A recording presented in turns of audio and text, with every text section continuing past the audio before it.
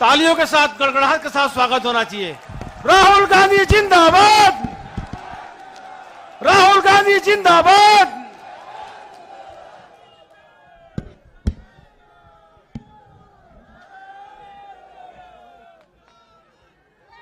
खारगे जी, केसी वेणुगोपाल जी, सचिन पायलट जी, जयराम रमेश जी, दीपक बैज जी, महंत जी, सिंहदेव जी, भूपेश बघेल जी, फूलोदेवी नेताम जी, साहू जी, stage पे Congress party के वरिष्ठ नेता, भाइयों और बहनों, हमारे प्यारे कार्यकर्ता, प्रेस के हमारे मित्रों, आप सबका यहां बहुत बहुत स्वागत। नमस्कार। कैसे हैं आप? सुनाई नहीं दिया मुझे? मैंने कहा प्रेस के मित्रों, मगर यूं मित्रों का काम तो करते नहीं है। ये बेचारे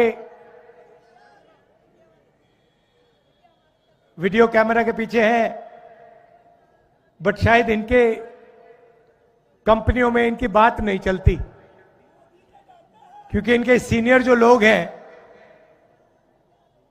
वो पूरा का पूरा बीजेपी का प्रधानमंत्री का काम करते हैं।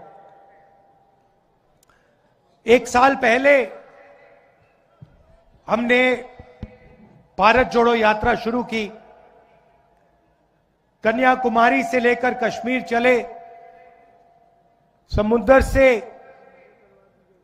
हिमालय तक चले और लाखों लोग हमारे साथ चले। हर प्रदेश के लोग आए और भारत जोड़ो यात्रा में से एक बहुत सुंदर नारा निकला।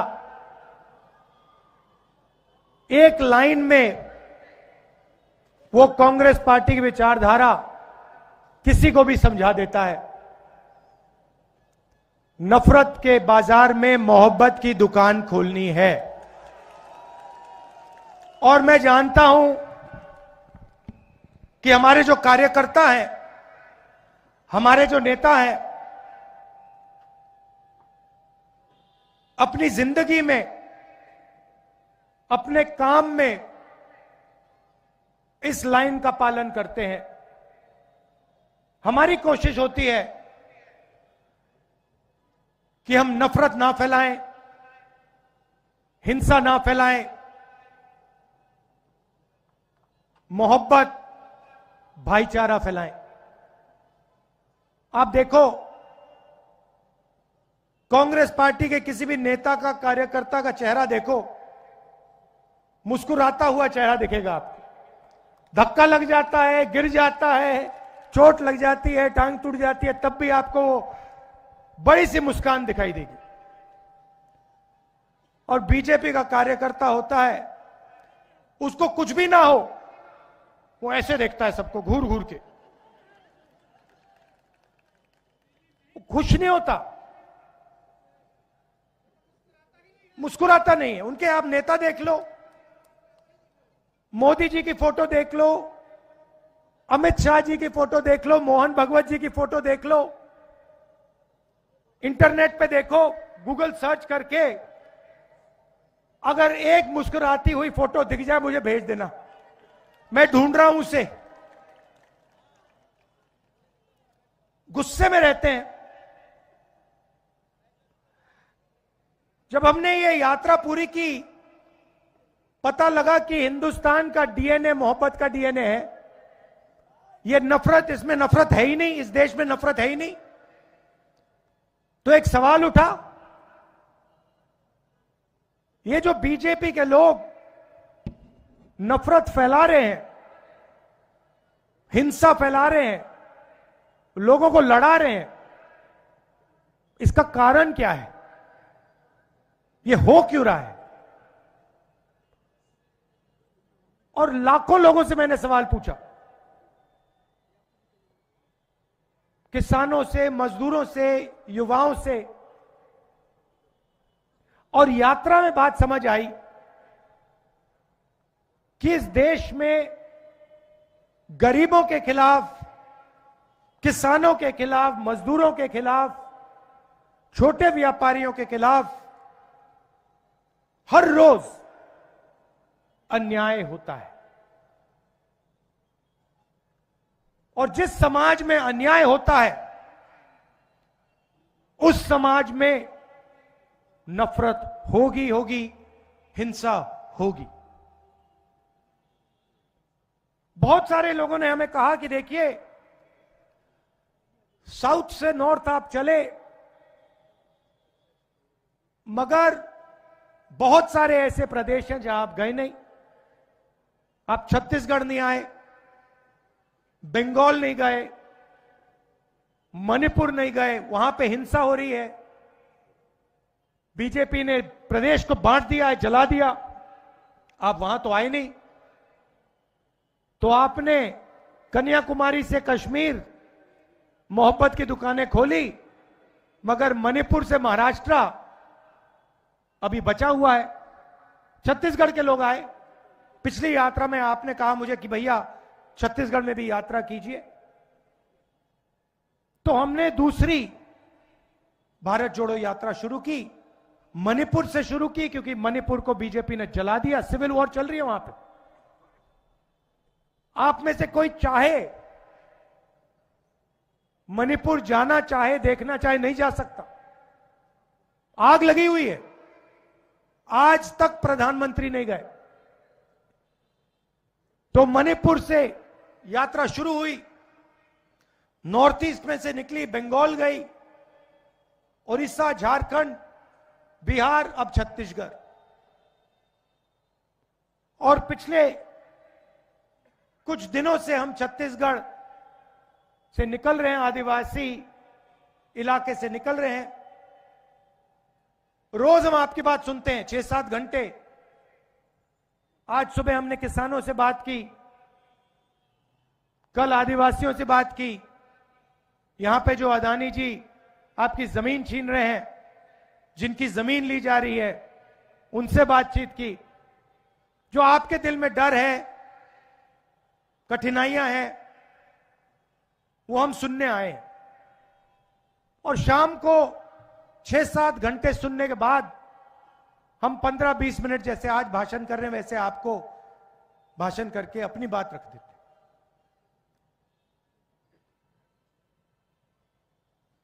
तो 2 तरीके के अन्याय हो रहे हैं, 5 अन्याय हैं, मगर 2 सबसे बड़े अन्याय हैं। एक है आर्थिक अन्याय और दूसरा है सामाजिक अन्याय। आर्थिक अन्याय में बेरोजगारी फैल रही है, 40 साल से सबसे ज्यादा बेरोजगारी आज है हिंदुस्तान में। हो क्या रहा है कि बड़े अरबपति चाइना का माल हिंदुस्तान में बेच रहे हैं। आप देखिए, शर्ट के पीछे देखिए, पैंट के नीचे देखिए, मोबाइल फोन के पीछे देखिए, मेड इन चाइना आपको दिखेगा। मेड इन चाइना जब फोन बनता है, उसमें से हिंदुस्तान के युवा को रोजगार मिलता है क्या? नहीं मिलता।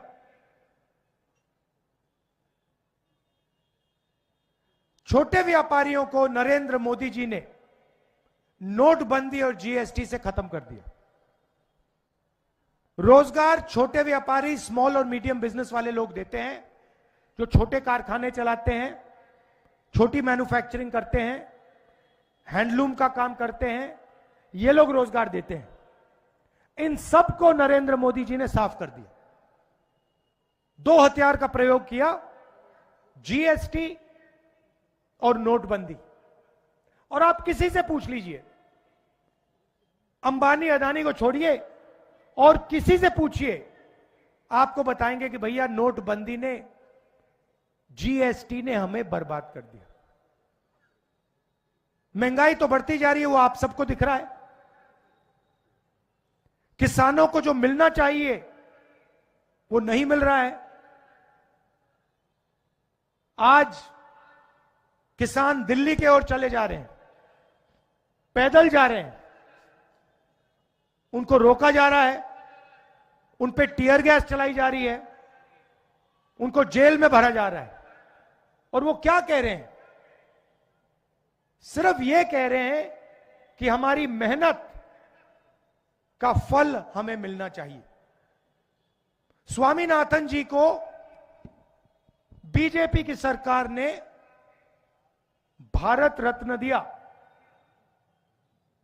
मगर जिस चीज के लिए स्वामीनाथन जी ने अपनी जिंदगी दी, हिंदुस्तान के किसानों के लिए जो उन्होंने मेहनत की, जो स्वामीनाथन जी ने कहा,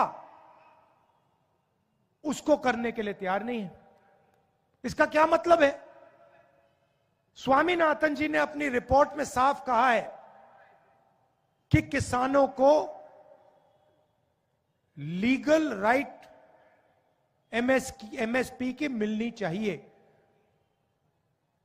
वो बीजेपी की सरकार नहीं कर रही है। तो मैं आपको यहां जो खारगे जी ने कहा उसको दोहराना चाहता हूं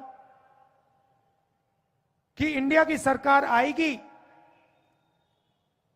तो हम एमएसपी की गारंटी हिंदुस्तान के किसानों को देंगे। जो स्वामीनाथन रिपोर्ट में लिखा है वो हम पूरा करके आपको दे देंगे। और ये हमारी शुरुआत है। हमारा मैनिफेस्टो बन रहा है, उसमें हमारा डिस्कशन चल रहा है। ये हमने आपको सिर्फ पहली बात बोली है। इसके आगे भी हम अपने मैनिफेस्टो में किसानों के लिए, मजदूरों के लिए काम करने जा रहे हैं। दूसरी बात सामाजिक न्याय की है। मैं आपसे अगर सवाल पूछूं, इस देश में कितने पिछड़े लोग हैं, आप बता सकते हो? कोई मुझे बता सकता है कि पिछड़ों की इस देश में कितनी आबादी है? बताइए। 50%। मतलब हिंदुस्तान में 2 व्यक्तियों में से 1 पिछड़े वर्ग का है। बहुत गहरी बात बोली है मैंने। आधी आबादी पिछड़े वर्ग की है। दलित कितने?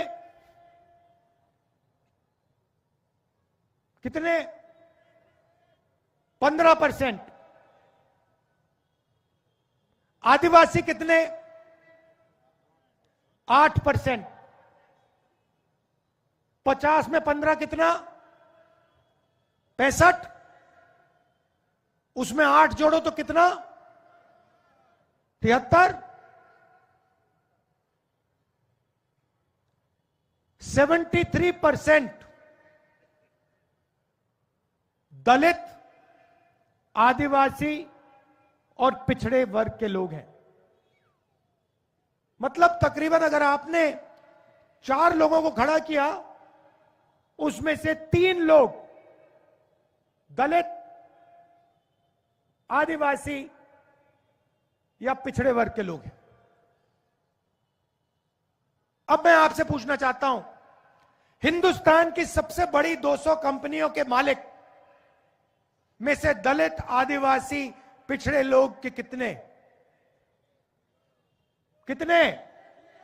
मतलब 73% की आबादी में से हिंदुस्तान की सबसे 200 बड़ी कंपनियों में कितने मालिक? 0। चलो छोड़ो, मालिक नहीं बनना चाहते तो कहो सीनियर मैनेजमेंट में दलित, आदिवासी, पिछड़े लोग कितने? 0। मतलब कॉर्पोरेट इंडिया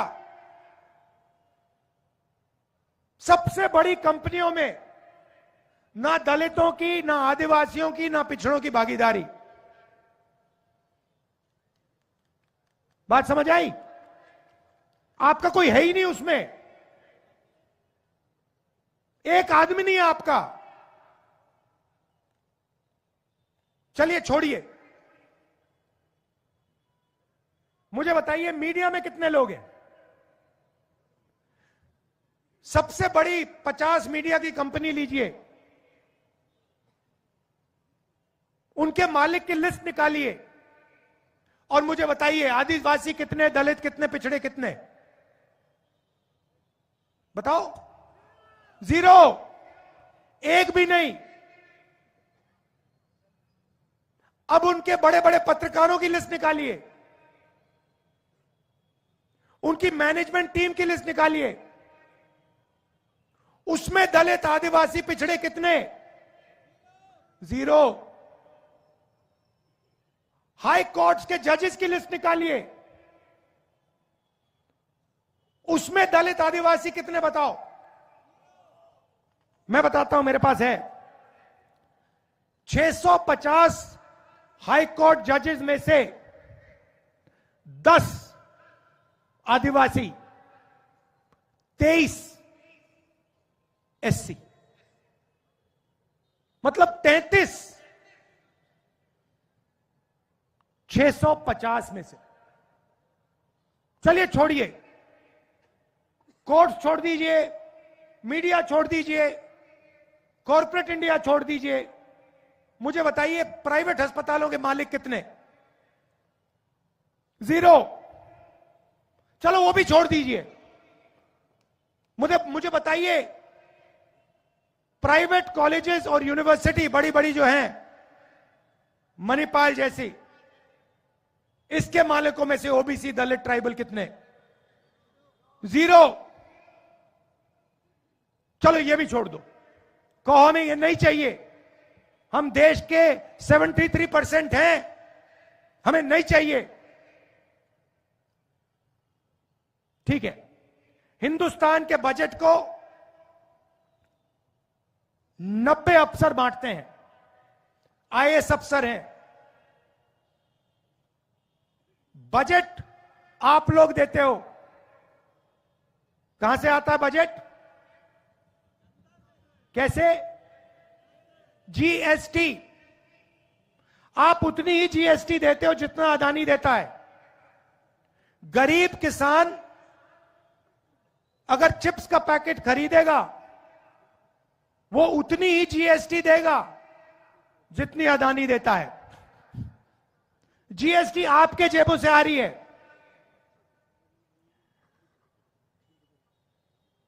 वो जीएसटी सरकार खर्च करती है, वो पैसा आपके बजट में जाता है। 90 अफसर निर्णय लेते हैं बजट का क्या होगा, छत्तीसगढ़ में कितना पैसा आएगा, स्वास्थ्य में कितना जाएगा, शिक्षा में कितना जाएगा, सैनिकों को कितना मिलेगा, अग्निवीर योजना में कितना जाएगा, ये सब ये 90 अफसर चुनते हैं, डिसाइड करते हैं। अच्छा बता दो, इन 90 अफसरों में से ओबीसी कितने? कितने? 3। दलित कितने? 3। आदिवासी कितने? 1। 90 में से 73% आबादी की हिस्सेदारी 7 अफसर। अब उसको छोड़िए, अगर हिंदुस्तान की सरकार बजट में 100 रुपए खर्च करती है, तो ओबीसी, दलित और आदिवासी अफसर कितने रुपए का निर्णय लेते हैं? बताइए। 100 में से 73% के अफसर कितने रुपए का निर्णय लेते हैं? बताइए। 5% ओबीसी, मतलब 100 में से 5 रुपया पिछड़ा वर्ग, 1 रुपया दलित वर्ग और 10 पैसे आदिवासी वर्ग। मतलब आपकी भागीदारी 100 रुपए में से 6 रुपए 10 पैसे की है। बात समझिए, 73% आबादी आपकी। कॉर्पोरेट इंडिया में आपका एक आदमी नहीं, जुडिशरी में आपका नहीं, मीडिया में आपका नहीं, प्राइवेट अस्पतालों में आपका नहीं, प्राइवेट कॉलेज यूनिवर्सिटी में आपका नहीं। आपकी जगह पता है कहां है? आपके लोग पता है कहां भरे हुए हैं? मनरेगा की लिस्ट निकालो, मनरेगा की लिस्ट निकालो, कॉन्ट्रैक्ट लेबर की लिस्ट निकालो। जो लोग इस देश को बना रहे हैं, खून पसीना दे रहे हैं, वो लिस्ट निकालो। मनरेगा की लिस्ट में आपके लोग भरे हुए हैं, कॉन्ट्रैक्ट लेबर की लिस्ट में आपके लोग भरे हुए हैं।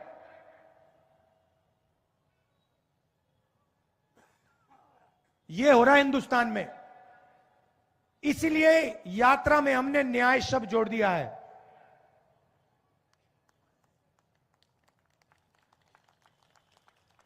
अब देखिए, एक और सवाल है।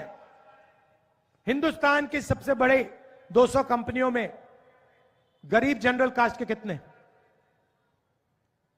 0।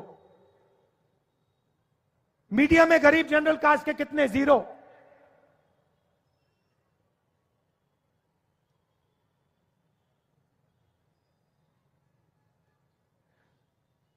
तो हिंदुस्तान में हो क्या रहा है? 1% लोगों के पास पूरा का पूरा सिस्टम है। आप जीएसटी से पैसा देते हो, आपका पैसा निकलता है, सीधा उन्हीं 1% के हाथ में जाता है। उसमें अदानी जी हैं, 10-15 बड़े बड़े अफसर हैं, वो 90 अफसर हैं। आपका पैसा उधर जा रहा है और आपको उस पैसे का कोई फायदा नहीं मिल रहा है। इसीलिए हमने ये यात्रा शुरू की है। तो सामाजिक न्याय के लिए एक क्रांतिकारी कदम है। क्रांतिकारी कदम आजादी जैसा, सफेद क्रांति जैसा, हरी क्रांति जैसा, बैंक नेशनलाइजेशन जैसा, कंप्यूटर रेवोल्यूशन जैसा एक क्रांतिकारी कदम है। कभी आपके चोट लगती है, हाथ टूटता है, पैर टूटता है, आप अस्पताल जाते हो, डॉक्टर पहली चीज क्या कहता है? भैया एक्सरे कराओ, पहले यह पता लगाओ कि हाथ टूटा है या नहीं। सही? आप सिर हिला रही हैं, हुआ आपके साथ? तो यही हम करना चाह रहे हैं। देश का आर्थिक और सामाजिक एक्सरे, उसको हम जाति जनगणना कहते हैं। जाति जनगणना से दूध का दूध, पानी का पानी हो जाएगा। देश के हर नागरिक को पता लग जाएगा कि ये 1% लोग कौन हैं, हिंदुस्तान का धन किसके हाथ में है, पिछड़ों को क्या मिला, आदिवासियों को क्या मिला, दलितों को क्या मिला, गरीब जनरल कास्ट के लोगों को क्या मिला, माइनॉरिटीज को क्या मिला, बिल्कुल सामने आ जाएगा। कितनी आबादी किसकी है और कितना धन किसके पास है, बिल्कुल साफ आपके सामने आ जाएगा। उसके बाद क्रांतिकारी काम शुरू होगा। तो यह भी हमने अपने मैनिफेस्टो में लिखा है कि कांग्रेस पार्टी ने क्रांतिकारी काम किए हैं, आजादी की लड़ाई लड़े, सफेद क्रांति, हरी क्रांति, कंप्यूटर लिबरलाइजेशन, बैंक नेशनलाइजेशन, वैसा ही हम अब क्रांतिकारी काम करने जा रहे हैं। हिंदुस्तान का पहली बार हम एक्सरे करने जा रहे हैं। अब जैसे ही हमने हिंदुस्तान की एक्सरे की बात करी, नरेंद्र मोदी जी कहते हैं, भाइयों और बहनों, देश में जात तो है ही नहीं, सिर्फ दो जात हैं, एक अमीर और एक गरीब। अरे अगर दो ही जात हैं तो आप अपने आप को ओबीसी कैसे कहते हो? आप ओबीसी कैसे बन गए अगर दो ही जात हैं? जब ओबीसी की मदद करने की बात आई, जब जाति जनगणना की बात आई, नरेंद्र मोदी कहते हैं मैं तो ओबीसी हूं ही नहीं।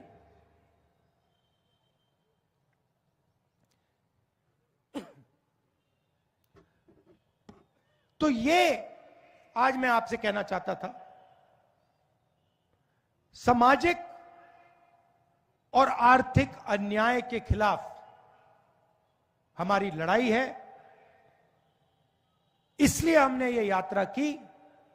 आप सब आए, आपने अपनी शक्ति, अपनी ऊर्जा इस यात्रा में डाली। आपने छत्तीसगढ़ में मोहब्बत की दुकानें खोली, इसके लिए आप सबको दिल से धन्यवाद करता हूं। और जो हमारे कार्यकर्ता हैं, जो हमारे बब्बर शेर छत्तीसगढ़ में घूम रहे हैं, मैं आप सबका दिल से धन्यवाद करता हूं कि आप हमारी विचारधारा के लिए लड़ते हैं। और जो आज मैंने आपको कहा वो आप छत्तीसगढ़ की जनता को बताइए। धन्यवाद। जय हिंद।